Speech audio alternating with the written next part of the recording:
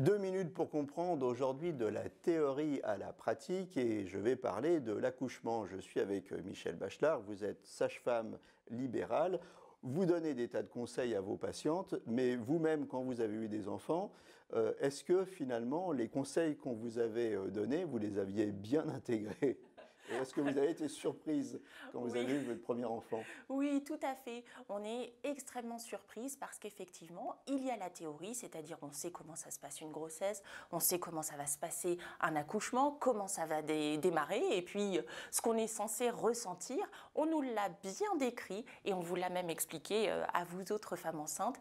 Mais en réalité, quand on ressent les choses, c'est quand même très différent. C'est plus intense que ce qu'on pensait, c'est plus douloureux aussi en général que ce qu'on pensait, c'est plus long que ce qu'on s'était imaginé, mais ce qui est bien, c'est que c'est plus intense et C'est plus plus beau. fort et plus beau Voilà. que ce qu'on s'était Alors, imaginé. donc maintenant, vous avez 3 enfants déjà, vous comprenez mieux les mamans.